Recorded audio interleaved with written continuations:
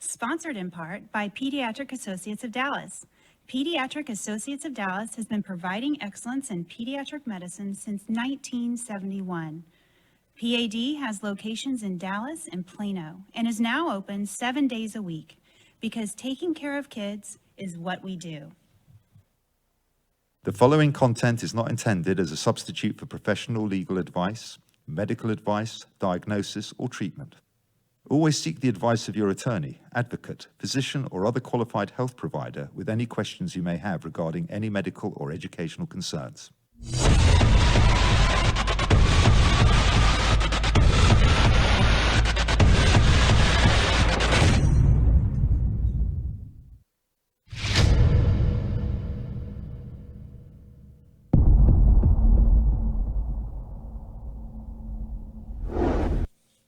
Hi, and welcome to another episode of Empower Dyslexia. I'm Rachel Chambers. And I'm Stephen Yearout. And we're here to help you be a better informed partner in education. On this show, we discuss dyslexia and related disorders, research, interventions, and we also talk to experts in the field. We also talk about legislative changes on the state and federal level. So welcome, and hope you enjoyed today's show. Absolutely. Sorry you caught me off there. Sorry, I'm having some technical difficulties with my earphones here. So we always talk about our big news. You know, you can now see us or hear us on all the different platforms that we have: Apple, iTunes, Google Play, Stitcher, Alexa, AnyPod, and Everywhere. Tune in. There we go. Look at that beautiful slide. So y'all just say, hey, Alexa, or not hey, Alexa, play Empower Dyslexia. Yeah, you don't want to say. I didn't say, hey, I combine. Ooh, Away from the mic. sorry. Yeah, I combined the two. I said, hey, Alexa, which is hey, Google, right? Yep. So, sorry, Google. I meant Alexa, because that's what I have. Try and turn this thing down here. Okay, we're about, There we go. you good now? All right. Now I'm back. He's back. Yay. So today we have on a guest that we had on, I guess he was on about 2 or 3. 3 weeks ago. 3 weeks ago. Show 15. Yeah, show 15, Dr. Tim Conway. He's from Florida. And he's joining us again today to discuss his program. Well, we had a and whole bunch of questions that answer were some flooding questions. in. Yeah. And we have some misnomers that are being passed around about stuff that he says. And we want to ask him about that. You know, we want some clarification on things that either people think that he said or he has said, and make sure that we are clear on what he is saying and that And the what's- research, you know.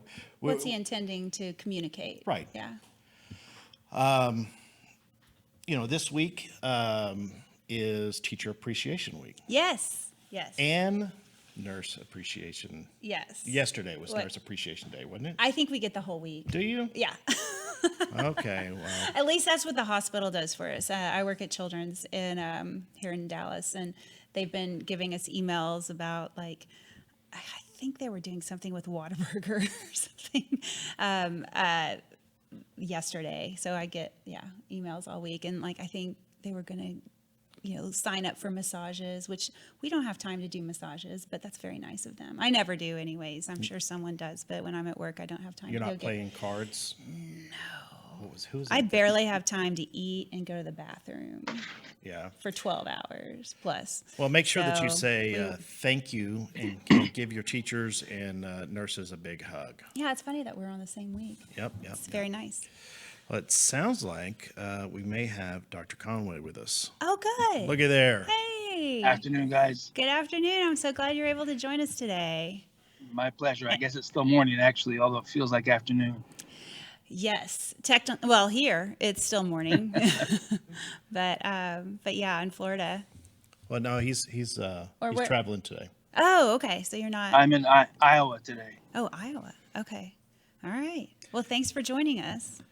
So let's, Dr. Conway, let's start out with, can you give us, and for the people that don't know you and didn't see the last show, can you give us a little bit of information about yourself, who you are, and why it's important to listen to what you have to say? Absolutely, Stephen. Pleasure to do it. So I'm a neuropsychologist. I'm trained in pediatric, adult, and geriatric neuropsychology, which really just means how the brain works to create behaviors, language, memory, visual spatial skills, cognition, all the academic skills. Those are the areas that we study as neuropsychologists in terms of how to measure them with tests and find out, are there profiles of strengths or weaknesses, and those profiles commonly then relate to diagnoses. My other area of expertise with neuropsychology is neurorehabilitation, which is treatment. How do you find those weaker skills and what do you do about it? Can you change those skills and make them stronger? Because if we can make them stronger, it gives each person, whether it's someone with a dyslexia, somebody with what we call phonological alexia, which is very similar to dyslexia, but is related to injury to the brain that then has caused the reading problem or the spelling problem as agraphia. And if we can strengthen those weaker skills, then you have the better chance for a full, more prolific, productive life that you are in control of what you're going to do. So in 1991, we published our first paper on some pioneering work we were doing on interventions for dyslexia. In 1993, we started a 5-year research project called a randomized controlled trial. That is one of the gold standards of science. We ran 2 studies at the same time. One was prevention of reading problems in 5-year-olds. One was remediation of reading problems in 8 to 10-year-olds. And then we did another 5-year study looking at how to change fluency. And then I went on and did 10 years of stroke rehab research. And the stroke rehab research was using fMRI, brain imaging science, and also using these rehabilitative procedures to change some of the brain's processor skills, sensory motor processing, language processing, to change the functional skills of reading, spelling, and writing. I'm also a dad of 2 kids. As Victoria Beckham was quoted as saying, dyslexia does not run in my family, it gallops. And so both of my kids got those genetics and got that experience, but both of my kids had very early intervention that remediated the weaker skills, and neither of them have ever struggled to read or spell after the age of 8. Neither have been in remedial skill classes. Neither ever needed a special ed placement or an IEP. And then in 1999, we opened the first charter school in the United States that was only for children with dyslexia. And we set it up as a model school to show the public school environment you have more than enough money to provide highly effective interventions. The question is, what do you do with the money, and which interventions do you choose to spend the money on? I think that covers most of it, Stephen. I think it does. So, you talked about your children having dyslexia, and then it galloping through your family as it does mine. And mine. It walks around, takes time to meet everybody and get to know you. Mm-hmm. So, I mean, one of my next questions, and it's pretty obvious to me though, but why are you so passionate about dyslexia science?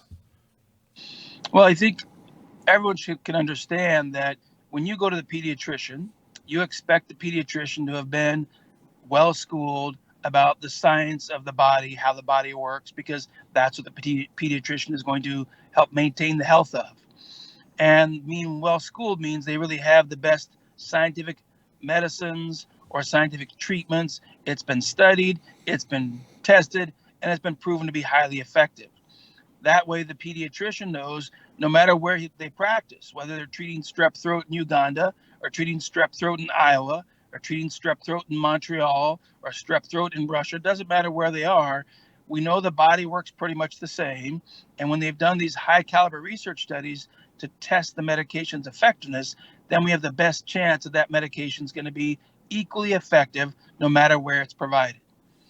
Today, we have that same caliber of science available for dyslexia. But to use that science, you have to understand there's different levels of science. Research-based is not good enough. That's old, that's past. We're beyond research-based. What your teacher of 30 years tells you, that's not good enough either. We're beyond what the teachers know from experiential knowledge. We've gone on to what's called randomized controlled trials, and they give us the best chance for the best outcomes for the most people, whether they're 6 or 86, depends on how the study was done. And it gives us the best chance to help them have the best outcomes in building their skills. So my number one advocacy is, doesn't matter whose program it is, whether it's a program that my company, the Neuro-development of Words, or now company built, or whether it's a program that comes from somebody else, it needs to be supported by the best caliber science we can use, because that gives us the best chance of the best outcomes for the most people anywhere that we're doing that intervention or providing that help. So I have a question. So for people who have not taken their basic research, Yes. class, can you give them a quick rundown of what a good research study entails? Sure. Like what how many subjects are in the research study? What is a peer reviewed? What is randomized selection and evidence based? Like define what that is. And so what you're asking me is, can I explain science to educators, superintendents, and parents who typically have no research training at all? Right. And yet these are the people who are trying to make the best choices possible to help the best kids, or help kids the best, but that's really not part of their training. And so Right. parents are relying on teachers, but teachers are not trained in science. That's not their field. Right. Teachers are relying on the curriculum choices made by their administrators. They're not trained in science either. They're missing some of the key background of what needs to be in place to make these decisions. And it's not their So- fault. It's just that they just don't have that training in their Right. curriculum for being a teacher, or I don't know. Right. It may not be in the masters for becoming an administrator or principal. It may. I don't know. But anyways, for the general people that don't know what it is, just explain that, please. Sure. So the high caliber piece is randomized controlled trials. That means we randomly screen a large section of the population. So let me give you a concrete example. In the study with 5-year-olds, we wanted to find the most 5-year-olds who had the highest risk for falling behind in reading and becoming diagnosed with dyslexia. We knew from a prior 5-year longitudinal study that Joe Torgerson and his colleagues did at FSU that the number one predictor of reading skills has nothing to do with the alphabet, has nothing to do with letters. And many parents and many teachers get lost on this concept. They think reading is all about the letters. That's not where the language starts. You speak language first. So the number one predictor is a task called phoneme elision, which means they ask the child to say cat, and they ask them to say cat without the k sound. And the child should easily be able to say at. If you say flame, the child says flame. You say now say flame, but leave out the o sound. You should easily be able to say fame. Kids who can do that at age 4 and 5, the research is very clear. They have the best chance for being strong readers and spellers. Kids who cannot do that at age 4 and 5, they're at the highest risk. So we screened 1,500 5-year-olds. From that population, we pulled out 160 children who were in the bottom 12% on that task and a couple others compared to their other classmates. That takes then that 160 kids, and we randomly split them into 4 groups. So one group is going to get no treatment. We're just going to follow them for 2.5 grades to see what happens. Because back in 1993, nobody knew exactly what the outcome was going to be. The second group was going to be assigned to a equal time and attention group, which means they were going to get extra help one-on-one, 20 minutes a day, 4 days a week for 2.5 years, because maybe these kids just need a little extra one-on-one time. Maybe what method or what program you use really doesn't matter. The third group is going to get phonics, because we know phonics is an important part of language. But what many people get confused about from that National Reading Panel, the National Reading Panel does not say every child needs phonics first. That's absolutely not what it says. The National Reading Panel says every child needs phonological awareness. That's a speech perception skill. And then it needs phonics, because you learn to speak for years before you learn to actually read and spell. So the speech processor skills precede and support and are the foundations of later phonics skills. So we went ahead and gave these kids phonics 20 minutes a day, 4 days a week for 2.5 years. The fourth group got our earlier version of what's now called the Now Foundations for Speech, Language, Reading, and Spelling. Now, we took a program built by the Lindemoods that was published in 1969 called the Auditory Discrimination and Depth Program, and we modified it. We changed it with some basic upgrades and updates based on the transdisciplinary team that we were a part of. Then we carry out that study, and then you actually measure the outcomes at the end, and then you try to publish those outcomes. And the only way you can publish those outcomes is you submit a paper to a panel of experts in your field. And the journal has these panels of experts on their editorial committees. They review your paper and they decide whether or not your paper is of caliber and whether or not your statements actually match the data. So they're looking there to be helpful to make sure that your statements, your accuracy, and how you report the data is honest, it's clear, doesn't overstate, doesn't understate, and doesn't make some inaccurate or incorrect statements. But let me back up one piece and say, but before we got to do any of that, you had to write about a 500 to 700 page grant, submit that to an NIH panel of scientist experts in the field. They rank your grant compared to all the other submissions, and only the ones in about the top 3% get funded. So before we even did any of that screening of 1,500 kids, our studies were reviewed by a large panel of scientists. That is the whole NIH peer-reviewed grant process. Then you get to carry out the study.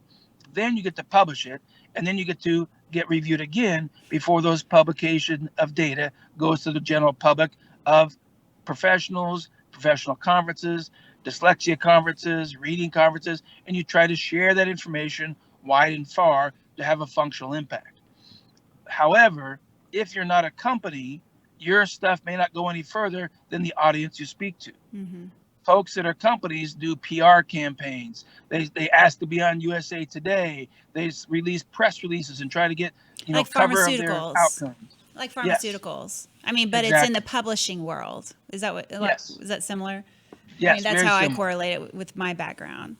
Right. And you have to be wary about like what research is the pharmaceutical company. Who's paying for it? Did they Right. they do the funding, and did they go through the whole rigmarole of peer reviewed? And no, I don't. I mean, some do. I mean, but you just have to know as a clinician which medications are most going to be best for your patient population. Right. And that goes for publishing companies. Well, what research did they do? Did they do any? Or was it just what they saw in that classroom that they tried it on? Or 5 classrooms that they tried it on, or whatever? In the programs that I've reviewed, I didn't know to ask, where's your studies? Where's your peer review studies? Right. What's your now? You're trusting the school as to I did they should ask. know. I did ask. Can you show me? the program. Number one, can you show me the program? And then number two, can you show me where my son was when he entered the program and when he leaves? When you said he's graduated, can you show me? Yeah, how effective that is. What are the gains? Right. So that's a when you have been out there and you've talked about these percentages that programs should Be able to deliver. Yeah. And I haven't ever heard you really. I personally have not heard you say anything bad about the other programs out there, other than to make sure that they have studies and random controlled studies that back them up, evidence-based, and number two, that they provide high gains as far as what the children are going to get. Make sure that they get high gains out of it. Yeah. So with that being said, when you're looking at interventions that the school systems are using, do you know what the percentage is that the programs that are out there, just a general percentage of the programs that are being used get as far as the gains? And then what should it be? That's a good question, Stephen. And let me give one preface to that too, which is we've said the term evidence-based. So let's back up. The people are familiar with research-based. Research-based means somebody did some research and said phonological awareness is important. Evidence-based means, okay, somebody took their treatment program and they did a study comparing their program to a control group or their program to another program, and then they looked for evidence that their program was more effective than the others. That's another higher caliber. That's better than research-based. But some studies are evidence-based and their program was not more effective. There's even an app out there right now that says we're the only evidence-based app. But when you go read the study, you find out that their app was no more effective than ineffective one-on-one tutoring. So they claim it's evidence-based, which it is. It's published in a peer-reviewed study. But what they forget to tell you is, oh, but really to make any better progress than just doing regular tutoring, which we all know doesn't really work very well. So you have to understand these terms. You have to know more deeply what they really mean, which is why I'm speaking to pediatricians and other groups to help educate them about how to help share information with parents. But one step above evidence-based is evidence-based with randomized controlled trials with large gains. That means the program was the most effective one. It was controlled in randomized controlled trials. It wasn't just we chose our program to be compared to a control group and look, our program is better than nothing. That's true for most programs. I mean, but placebo is better than, Yeah, right. than nothing, which is nothing. So Yes. sugar pills. So then what we're trying to do is look and see what the outcomes are. And right now, one of the other researchers reported that in the US today, in our special ed system, where we're allowing everyone to make everything up, we've got this thing called IEP. It sounds great in theory, but in practice, the question is, what are the outcomes from individual education plans? Well, nationwide in the US, only about 5% of people ever learn to read on grade level with special ed and IEPs. That tells us no matter what program they're using, the way it's being done today, it's highly ineffective. Now, is it the program? Is it the way it's being implemented? Is it being implemented because this person actually never got trained? They got trained by someone who got trained by someone who got trained by someone, and they really don't know if they're even doing it right. There's all kinds of factors that come into play. And so I want to clarify that. I'm not putting a bullet on special ed, or bullseye rather, on special ed and IEPs. I'm just saying the way that system is working today, the way it's being implemented today, more kids are failing than succeeding, meaning 95% never get any better. So clearly there's some serious problems with that system. Most of the programs that we have out today don't have randomized controlled trials. So Stephen, we honestly don't know what their effectiveness is. And that's why my biggest push for parents is the more you demand that you want your child to receive an intervention that is evidence-based with large gains and was measured by randomized controlled trials, then your child has the best chance to make the largest gains possible. So let me ask you this, and you said it a little bit earlier, but you don't care if it's your program or somebody else's program that's out there that you find that is of that caliber. Right. You're pushing more for the advocacy of the best thing for the children, anywhere, school age children, middle school, high school, adults, whatever. You're saying make sure that this is what your program that you're using has in it. Is that what I'm hearing you say? Yes, I'm pushing for a caliber of evidence. The caliber of evidence for any program, whether it's coming out of, a nonprofit group, whether it's coming out of a for-profit group, I don't really care. What I care about is it evidence-based with large gains and was actually measured by a randomized controlled trial? Then we've got the best chance that we're disseminating the most effective programs. Then we can start hassling with, okay, now is there a fidelity issue? Now is there a training issue? Because if you don't have the most high caliber stuff first, fidelity and training really don't mean as much because you may have high fidelity in a low effective program. Who cares about that? That doesn't help anybody. We want the high fidelity with the programs that made large gains as measured by randomized controlled trials. If somebody can build a better one than we did, go for it. We spent 15 years of our professional careers building these programs, building these methods. I then spent 10 years publishing research on how to use a modification of that dyslexia program to rebuild reading skills in adults who have brain damage. Today, we are 70% successful rebuilding reading skills, even when there's brain damage.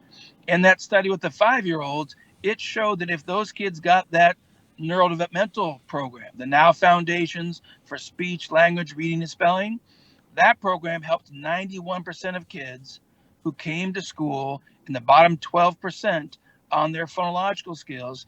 91% of them passed kindergarten and first grade. The no treatment, the equal time and attention, and even the phonics program, they were no different. Didn't matter which one you used, you got the same outcomes, which was 25 to 40% of those kids are not going to pass kindergarten and first grade. Mm. Wow. So if somebody can build a better program, I look forward to that day, because I certainly do think there's advancements that should come along. And I certainly do think there's pieces of this puzzle of dyslexia and dysgraphia. There's parts we don't have enough science about yet. So I look forward to those discoveries, and that will empower us to do even more. I just want to remind Nice. people that we're taking questions live too. Amy's over here on the laptop. So if you have questions for Dr. Conway, please put them in there, and she'll ask. So just a quick follow-up to that question. What is let's say somebody goes through the NOW program. What is a typical result that the child should see? And I know that's kind of a how long is a piece of string question, because there's so many pieces to that puzzle. Right. But when we're talking about being taught with fidelity, we're talking about all of the things that need to be done. If that's happening, Right. what is the typical outcome that they should see? So let me clarify what population we're talking about. So if the population is dyslexia only, and there's no language disorders, there's no sensory processing disorder, there's no ADHD, it's just solely dyslexia, which is not as common as people might think. That's actually a less common scenario. It's going to take us about 180 to 240 45-minute sessions to get phonological awareness to that child's or that adult's IQ level, and to get their decoding skills, again, to their IQ level. We're not targeting just for grade levels. We're going, if you're a 70 percentile IQ, we should be able to get your phonological processing to the 70th percentile. If you're a 75th percentile IQ, we should also be able to get your decoding accuracy to the 75th percentile. Same thing with fluency, same thing with comprehension. If there's ADHD involved and it's managed or it's poorly managed, it's usually going to add a factor of 1.5 to the number of sessions required. If it's a really severe inattentiveness and severely hyperactivity and disruptiveness, it might take twice as many sessions. Because think of it this way. If you lose 10 minutes out of a 50-minute session because of inattention or getting lost focus, and you lose 10 minutes out of every session Monday through Friday, that's 5 sessions you've just lost 10 minutes from. You basically lost a whole hour of instruction every week. Right. So you're losing 4 hours of instruction a month. And if our average time frame is 9 to 12 months, then you're going to lose, somewhere between 36 to 48 hours of instruction just because of inattentiveness and loss of focus. Well, let me ask you this. What about children who have receptive, expressive language issues? Are they a candidate for this program, or would that not be a good fit? If you look at the model that I talk about in my TED Talk, in the TED Talk I gave, I show a language model. And the language model shows that preceding receptive expressive language is phonology. That's one of the earliest developing language systems. So the Now Foundations program, which is one of the 4 programs the Now company has. So that one program, it targets the phonological processing, which is a precursor to expressive and receptive language skills. When we do that Now Foundations for speech, language, reading, and spelling, this is an educational tutoring service when it's done online. It's not speech therapy, and we're not treating speech disorders. Might it have a secondary effect on those skills? It's possible. Yes, it can. If we're in the medical clinic where I have speech pathology, OTs, school psychology, clinical psychology, neuropsychology, and even in my clinic in the Caribbean, we have recreational therapy, then we're actually using the healthcare professionals, and we absolutely tell parents we're going to be doing a hybrid of academic tutoring and language therapy and occupational therapy to address the sensory, language, attention, and academic deficits. And so many times you can take one program, and if you really understand brain development, you might use one program to be treating phonological processing, and you might be using one program to later treat decoding. But it may essentially be some of the same elements of that one program. You just know how to apply it in a different way to get different outcomes. So that's a long answer to say, Rachel, yes, we use Now Foundations for speech, language, reading, and spelling in a medical environment to treat language disorders, in a tutoring environment or an educational online environment. We're using it to work on those reading, spelling, and phonological skills, and it can have a secondary impact on receptive and expressive language. If you see one of the recent parent testimonials we posted, Miss Ali is talking about her daughter has Down syndrome. And all we did was work on her daughter's phonological skills. And Lizzie's phonological skills got stronger. She learned her letters. She started sounding out words better. But her mom was happy to report, but her language skills had changed as well. She's now talking more. She's more expressive. She explains more detail. And in that video, she goes on to give an example of how much she engaged with kids when they came to the house for Halloween for trick or treat. She's like, "Ooh, you're a ghost. You're scary." And Miss Ali said, you could not even recognize this was the same child because she was so much more engaging and had much more access to language and used it much more fluently. I'm telling you, language is everything. I mean, because Yes. if you can't communicate with the world around you, you turn inwards, or you know what I mean? It's so essential to everyday daily activity, like life skills and what your Well, go to another country where they speak a different language where you can't communicate Good at example. all. Good I went example. to Brazil with some friends of mine, and I mean they are all speaking Portuguese. They don't speak any English, and I'm sitting there on the couch. you feel left out, right? Yeah, I'm That's how these just sitting there. people feel who can't. I mean, they probably. Well, you can even understand what they're saying because it's a different language and you don't know Portuguese, I'm assuming. But Very little.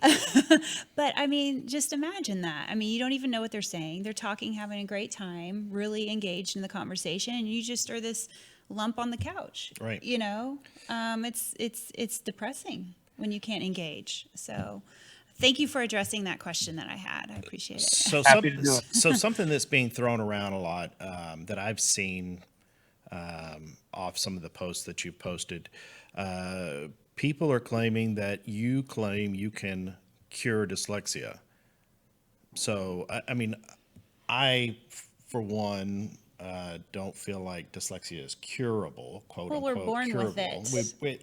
You said it know? to begin with that it's genetics. Yeah. So I don't understand how it can be cured, but I wanted to put that out there for you to address. Can you cure dyslexia? I mean, that's a great question because I don't know that you'll find any video where I use the word cure. I don't know that you'll find anything on my websites that use the word cure. My TED Talk certainly never uses the word cure. What we talk about is, can you change weaker skills into strengths? And if the strengths are on par with the person's IQ, they're functioning efficiently at their full potential. So with that study with the 5-year-olds, that study showed unequivocally that approach that we use in the Now Foundations program was superior to phonics, was superior to extra one-on-one time, and was superior to no treatment. And it showed that we got 91% of those kids passing kindergarten, first grade, and that if we applied that same method to a larger classroom of all kids, we would expect to have 97.6% reading on grade level or above. So that's about as close to a super success rate as you can get. It means we've been highly successful helping the largest number of kids. So that's all I ever talk about is trying to change weaker skills to as much of a strength as possible and as close to that child's true potential as possible, because in that child, that teenager, that college kid, that adult, we have some people in the online company who are in their 60s and they've never been able to build those phonological skills. They've only read by memorizing, and it's still not too late. The brain's plasticity is still able to be rewired and rebuild those phonological skills, even age 60 plus. That's amazing. So the goal is, can we make a large functional change in their phonological skills and later their phonics skills and decoding skills along with that, and sight word skills and reading fluency? And the research says, yes, that can be done. So That's all I promote, and that's all I talk about. So I hear you talking about somebody who's 60 that's actually taking your Now program. As you and I have talked before, I'm 40. What am I? 45. He had asked his wife. Yeah. So I forget too. I want to throw a challenge out there to you, Dr. Conway. I've never been remediated. I still have problems spelling, reading. putting thoughts on paper, those type of things. So I challenge you to put me through your program, and I'll report and see exactly what it does and tell the people that we're out here exactly what I'm getting out of it. I accept that challenge, Stephen. I'd be happy to do it. My goal is to help people understand what science really has made possible. I use that challenge to help say, there's nonprofits that focus on dyslexic brains and dyslexic thinking. That's complete myth. There's no such thing as a dyslexic brain. The brain is full of processors. When the processor works inefficiently, it leads to a behavior we call poor phonological awareness, which leads to poor decoding skills. If you change the processor, that brain works as efficiently and as effectively as possible, and that person may no longer struggle to read and spell. So I think that challenge also helps us take on this other focus where some of the nonprofits keep saying things like dyslexics are better out-of-the-box thinkers. I don't know of any study that proves that. And scientifically, I certainly would not expect that to be true because the genetics do not give you skills. The genetics give you a wiring of either efficient or inefficient wiring, and that wiring can affect how you build those skills. So for you, for example, Stephen, maybe you're better at mental imagery, and it's not because of the genes you got. It's because you struggle to read and spell, so you practiced making movies more, and you practiced it and practiced it and practiced it, and that practice helped build the wiring that gave the brain, your brain, those stronger mental imagery skills. So I keep challenging these nonprofits to say, why wouldn't you want to advocate for early intervention and give these people more skills instead of advocating the myth that, gee, Stephen, he's 45, you got what you got. Just be thankful for your genetics, embrace your strengths, minimize your weaknesses, and tell the employers they need to love you for your strengths. To me, that's setting the bar too low. Why would you want to do that to somebody when we have solid science that says weaker skills can be made stronger? And when you make them stronger, we empower Stephen to do even more. And then you've got more control of what you're going to do, how you're going to achieve, what you're going to work on. And that builds better skills and a better future for you, for the 5-year-old, the 25-year-old, the 50-year-old. Doesn't matter the age.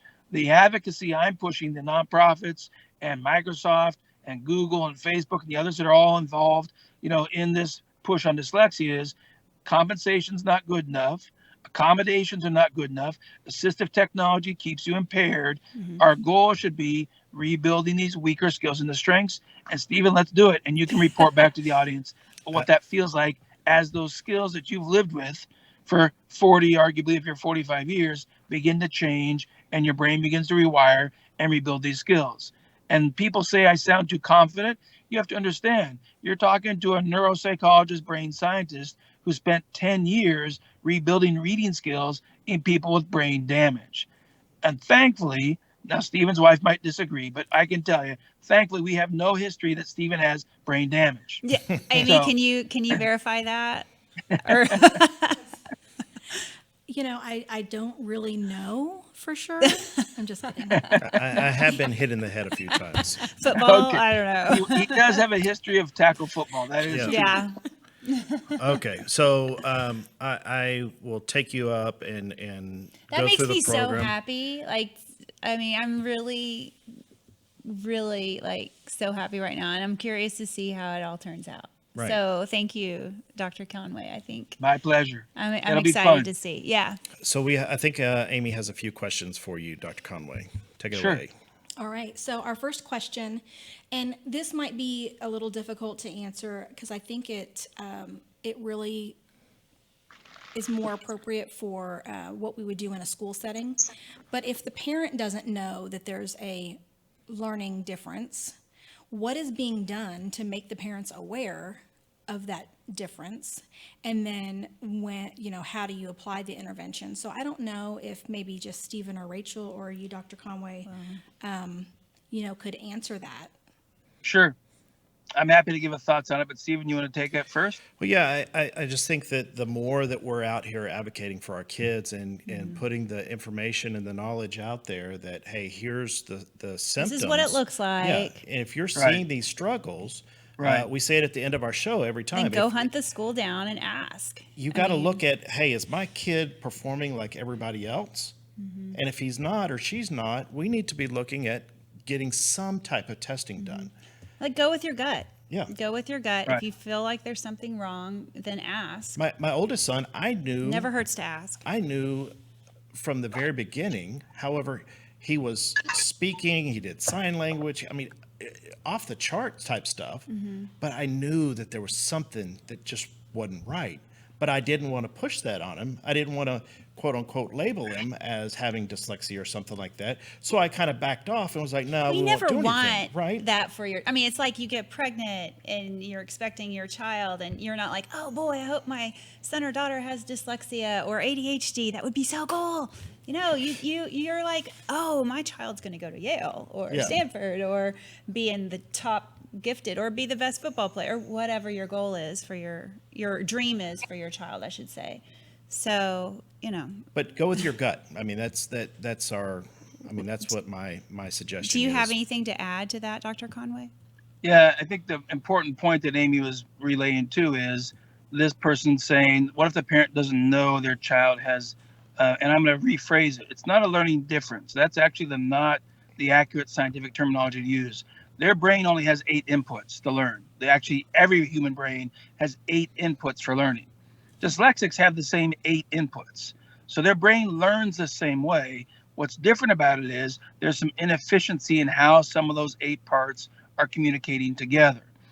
And the reason why we call it inefficiency is because when you change that brain wiring and change that brain processing, like the language processor for phonological awareness, as that phonological awareness gets stronger, you then can change their decoding skills, and then you can change their phonics knowledge. And you've taken this learning inefficiency and made it more efficient. And now they're still learning the same way a child without dyslexia is learning, but they're doing it with a higher level of efficiency at closer to their true potential. So what we choose to talk to parents about is there's strengths and weaknesses in how your child's brain is communicating. These strengths or weaknesses give you different strengths or weaknesses and skills. Strengths in sounding words out, or weaknesses in sounding words out, weaknesses in phonological skills. So we typically talk to parents about the strengths and weaknesses, and they understand that everybody has strengths or weaknesses. But what most parents may not understand is you can take these skills that are inaccurately being called differences. They're not different, they're inefficient. You can take these inefficient skills, make them stronger, and that gives their child the chance to succeed at their full potential. That also takes negative stigma away as well. Nobody faults a tennis player for going to a more advanced tennis coach to improve their forehand swing. Nobody faults a downhill skier who wants to go to the Olympics for going to train at the Junior Olympics facility because they have more advanced coaches. What we tell teenagers is when they work online with the Now company, or when they come to a Morris Center clinic in Florida or in Trinidad and Tobago, we're coaches, but we're brain coaches. And we're going to help you enhance and raise and make more efficient those brain processors that are essential to build these higher level skills. That way it helps the parents see it from a positive, proactive, and scientific based approach. Great. Okay. That's a good analogy. All of those are great analogies. Amy, you have another question? I do have another question. So this question is, a child with ADHD and dyslexia with above average IQ is said to be phonologically intact.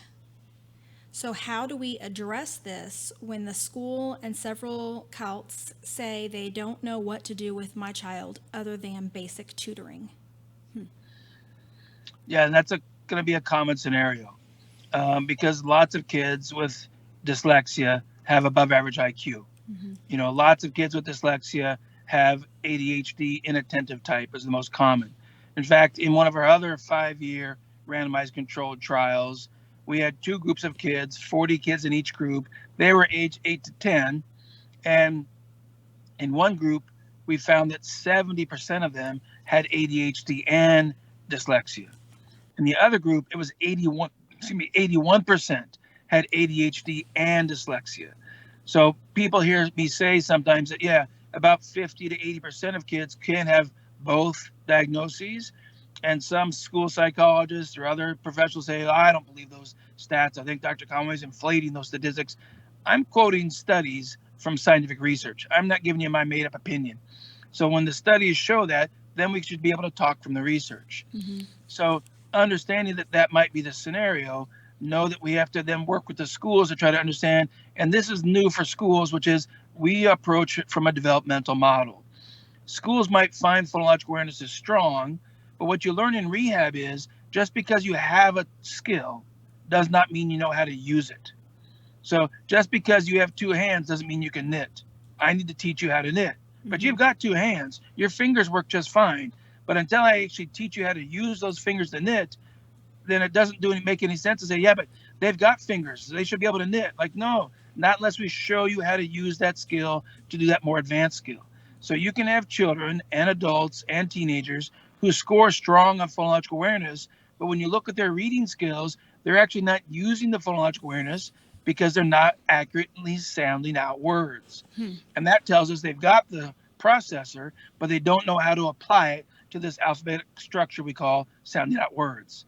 So it's more of an education that we're trying to use to get to the language therapists, the speech pathologists, the special ed people, and the actual parents too, to understand you have to developmentally change the processor, and you must train and teach it how to apply that skill to the functional ability.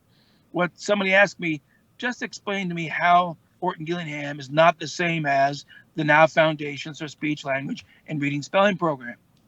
Well, that's a very easy explanation, because they say, well, Orton Gillingham's multisensory and your stuff is multisensory too, so they're the same, right? Like, absolutely not.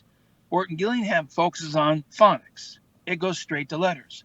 All the multisensory activities they use is to try to memorize letters, recognize letters, and to try and decode. We follow a neurodevelopmental approach, which means we look at the multisensory features of language development.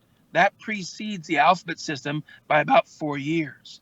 And our approach does not target letters. Our approach targets the speech processing phonological skills from the multisensory models that have been shown. Here's how the brain typically builds phonological awareness. It's part visual, it's part auditory, it's part tactile kinesthetic in the mouth. It's not tracing sandpaper letters. It's not shaking your leg. It's not tapping sounds on color blocks. It's not tapping the table. Sure, that's multisensory, but that's multisensory for memorization. We're talking about multisensory to engage the processing system the brain typically uses when it does not struggle. So what we're trying to get to schools as well, to go along with Amy's question, is we're trying to get to schools to understand there's a developmental hierarchy of how these things build, and you have to train each processor and how to apply it to every skill you want the child to be able to do. Wow. Okay. Can't say much about any more to that. Well, I wish I knew more so I could,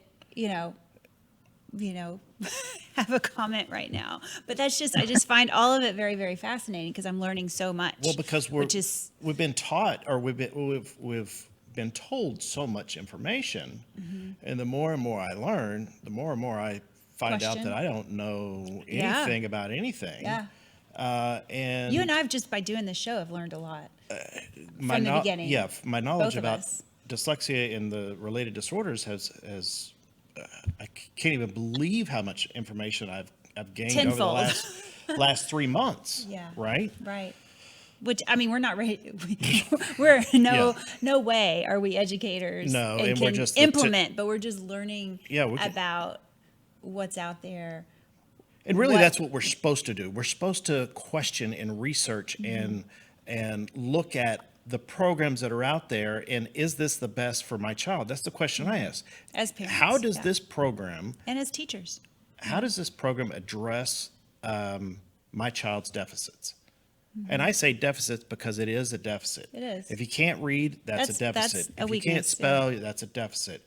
And when you get further in life, my age, and you have those deficits, well, I mean, you're in my going to job, have a problem. We're supposed to read these patient charts, and some of them are just very straightforward, but other ones some of these patients have humongous histories, and I wish I could read faster so I could even see that patient faster and my time would get better. So, I mean, it is a deficit. So, but you do with what you have, and, continue. So, Dr. Conway, I pulled a slide. Oh yeah, let's go over when the we s- slide. Yeah, it's about sensory processing. We've had a couple questions about that, and we've got it up here on the Yeah. screen. Can you talk to us a little bit about this slide? Yes, absolutely. It's a really important slide. All the credit for this slide goes to Lucy Jane Miller from the STAR Center out in Colorado. And Lucy is a PhD occupational therapist. Her expertise and her team's expertise is how the sensory processing system develops. And one of the parent advocates of the Arkansas group said to me recently, she goes, now that I've learned all about this sensory processing, it explains so much about how my family drives me crazy. And they're basically just, having sensory processing moments, and it's very stressful sometimes. And now I understand why they're, acting the way they're acting, or why some things set them off, or why certain things bother them. But she said, but now I'm depressed because I feel like it never ends. I just learned about phonological awareness. Who you I just telling? learned about decoding. and and now I've got this whole sensory thing I knew nothing about. And I said, exactly. You're talking to a neuropsychologist who has over 3 decades of expertise in just studying language, memory, sensory, motor, academic skills, dyslexia, alexia, agraphia, dysgraphia, dyspraxia, apraxia of speech. I mean, I can go on and on and on, all these scenarios. And yes, that's a PhD level of expertise. And it is going to seem overwhelming to a parent, which is why we have people like myself who spend so much time studying these things, because there is so much to learn. Yeah. But the good news is we can take things like that graph and break it down to help educate people on what they're looking at, what they're seeing, and help physicians and others help direct parents to what they could be doing about it. Pediatricians are the first professional a parent talks to and trusts. The more we have pediatricians helping parents understand, if your child has trouble saying cat without the k sound, or flame without the ul sound, or can't say mushroom without saying mush and just say room, that child's at high risk for phonological problems, which means they're at high risk for dyslexia. So the more we can help the pediatricians also know what are the critical elements, because they're already overtaxed. Their amount of information they're supposed to cover in that 15-minute well check is already bursting at the seams. So we want to use the science to say, here are the most critical things to share, most critical things to make parents aware of. And when you do that, then the parents are going to be more empowered to make better choices. So on that graph, what it shows at the bottom, and that figure, I should say, it shows 8 sensory inputs that everybody's brain uses to learn. Siggy, we And put so put that back up. There you go. Gracias. Thank you. yeah, at the bottom in the red area, you have visual, auditory, touch, taste, smell. And then you have proprioception, interoception, and vestibular. These are the things why it's inaccurate to say a dyslexic learns differently. That is absolutely sensory science not true. They're using these 8 systems, but they're not using them very efficiently. So it's not a difference, it's an inefficiency that leads to the struggle. So if these 8 sensory systems are not working well together, you're going to struggle with attention and alertness. It's not going to form quite as well. Some of your modulation skills aren't going to be as strong. So you go up that graph all the way up through each of those levels, and it shows you how those lower level skills support up to the higher level skills, which at the very top is where we have academics. But there's a whole bunch of skills below that you have to work on before you get to academics. Another good case in point is handwriting. We have people who've built these, tutoring programs for handwriting. They're not research-based. They've not been studied. They've not been checked in randomized controlled trials. Because if you did, what you'll find out is there's about 10 sub-skills you need to have on board before you start doing a handwriting intervention program. And so there's issues with finger differentiation, with fine motor perception and precision. And these skills are actually trained best by occupational therapists before you take kids into handwriting programs. The top of this sensory chart is joie de vivre. And if you don't speak French like I didn't, and I don't, you have no idea what that means. So I'm going to tell you, it means joy of life. So this pyramid does a nice job saying when all of these lower level sensory processing systems are communicating efficiently, effectively, then these are the skills that build in the hierarchy that they build. And then we have a much better chance the child's going to have fully built academic skills, fully efficient language processing skills, fully efficient emotional communication skills, and that gives them the best chance to succeed in their class in their grade and have the best chance for producing their life or choosing how their life is going to go in what productive area of school, academics, job trades, whatever it's going to be. They now are more in control of what they're going to do. Will you please tell your friend, you said in Colorado, Yes. Julie, will you please tell her that that's just the best looking chart that I've seen explaining all of this stuff? Because now I kind of get it. Because it's like Maslow's hierarchy, but reversed. And it's just, I get it now. You have to master, the red, orange, yellow. Right. Before you can get to the joy of life, which I like how she put that at the very top. Or Rachel, another way to say it is you can go ahead and jump to the top and start working on those skills, but that's like building a house from the second story No, you up. can't do it, If fall. you will make some progress, but it's not going to work as well. It's kind of like saying we could teach a 7-year-old calculus, but it might be more effectively taught them addition, subtraction, and numeracy beforehand, because that instruction in calculus would be much more effective. Right? So They if wouldn't you be jump hiding too under high- the desk, right? And Yes, crying. yes. Oh my gosh. Well, calculus. you see that one is emotional Yes. control, and once I learned about more about the sensory processing to quality of life, and then I started going back. And you talked about the person that we were talking to that has, she's understanding that her family is having sensory processing issues. I mean, that happens at about 4:00 when all the kids get home. We start having sensory processing issues at the Yearout house. Well, and then even but- being able to control your own body. Control your in body. space. Well, think about. I mean, that's You talk about fine motor skills. Well, think about the kids that have problems in athletics or being able to run or being able to do the athletics side of stuff. I mean, that's part of it also. right. And And if you're, dysgraphia, the Yeah. fine motor as well. you start getting frustrated, and therefore you start having behavior problems, and you start acting out, and that can lead into you not being able to be in the classroom because you're getting kicked out all the time Right. because of your behavior, because of your Right. frustration. Right. So I think that chart was amazing. It's beautiful. I can't find anything wrong with it. And I love it. that's why it's so important that when we talk about the most effective interventions in our medical clinics, there's the Morris Center in Ocala, Florida, the Morris Center in Trinidad and Tobago. Yes, we're going to be opening more Morris Center clinics, but they use occupational therapists who are sensory integration trained and sensory integration certified from University of Southern California, because that is actually where sensory integration began.